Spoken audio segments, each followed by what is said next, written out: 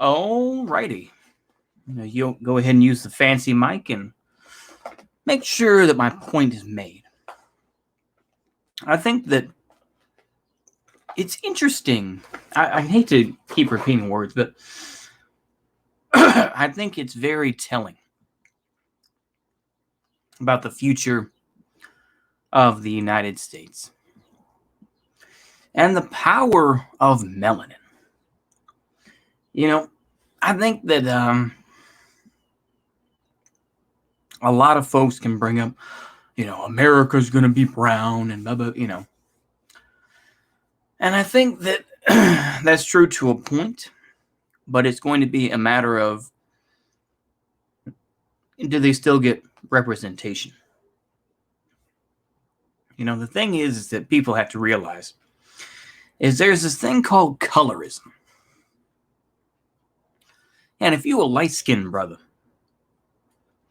light-skinned brothers and light-skinned sisters, it's kind of mixed in terms of how they are treated in larger society, I think that's going to be an issue coming in this country. The thing is, for the most part, biracial people, if we want to look at it that way, will always identify as a minority,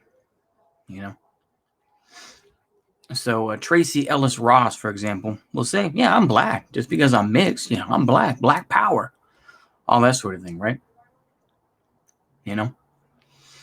We see even on that Shore Superstore,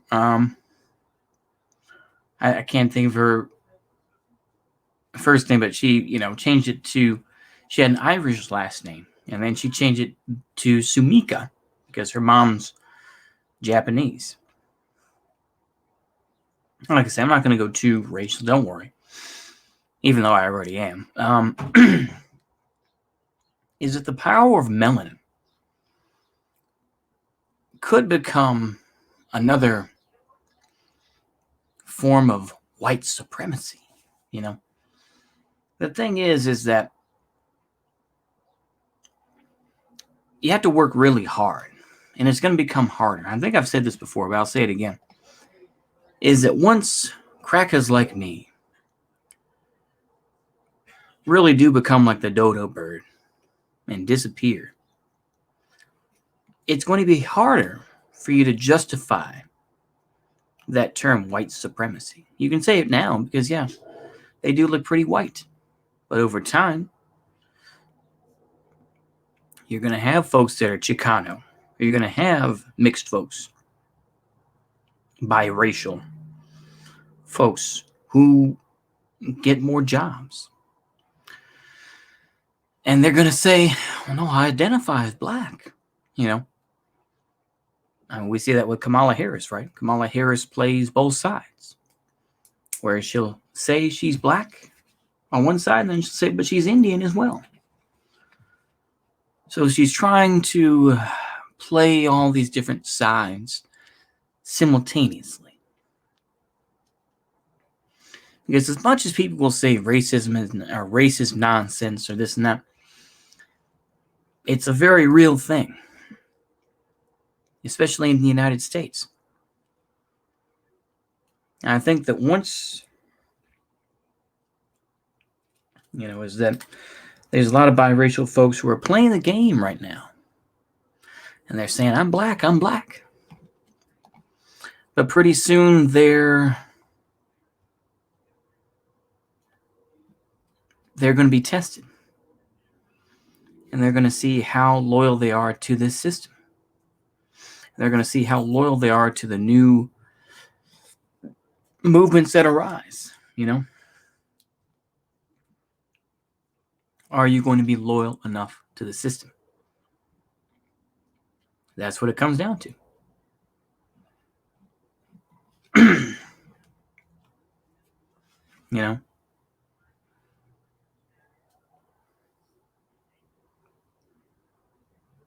So I think it's interesting to think about these ideas.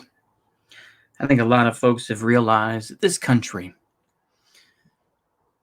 is not what it used to be. And the ideas that are coming from it at this point are nothing new. They are recycled. And while the left, quote unquote, tries to push back and say, no, we don't want woke segregation. We don't want this black separatism. We don't want any of that. We can all get along. They're going to fail. They will. I do believe that.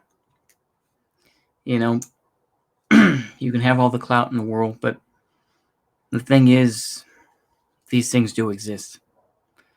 And, you know, you could try to claim to be on the moral high ground as much as you want to. But moral high ground is one thing. How much real economic power and how much people are willing to work with you is a whole other ballgame. And you have to put it into perspective. Those dynamics are vastly changing. And I'm not going to assume one way or another what's going to happen, but it's not going to be pretty. Well, so with that, I say adieu. Hopefully I'm going to come up with something a little more concrete in time, but right now, that's all I got. So see you later, and goodbye.